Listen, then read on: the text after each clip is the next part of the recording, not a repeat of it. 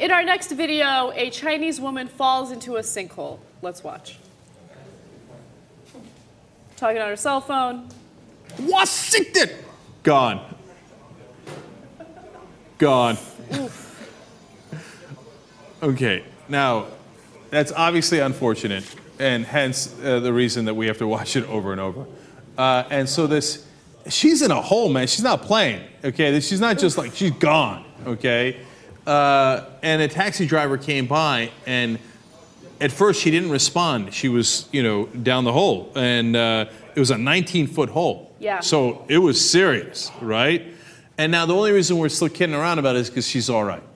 She is all right. The taxi driver found a ladder, put the ladder down there, and she was able to climb up, and she's okay. Right. However, in reading about this story, I learned about a 27-year-old woman who fell into like a hole that had boiling water in it on the sidewalk, and she died as a result of that because she had severe burns all throughout her body, 99% of her body. So I don't know what's going on in China. This other story is also from China. They obviously need to mark their construction zones a little better. Okay, so let's get serious about this story for a second. This is why you need regulations, because if you have regulations that say, hey, you know what, a sidewalk has to meet X requirement and Y requirement, there's a reason for that. So it could be safe, so that people don't fall 19 feet and sometimes into a vat of boiling water. And that's why the government has a role to play to make sure people are safe. And that's why, honestly, when I came to this country, I had a different impression of the U.S. than I did of Turkey, right? Because in Turkey, walking down the sidewalk, at least back when I was there in 1978, I was like, you better be careful because you could fall through at any time. And here's who you're going to be able to sue. No one. Okay, what are you going to be like? Oh, Ahmed, you did the sidewalk wrong? No way, okay?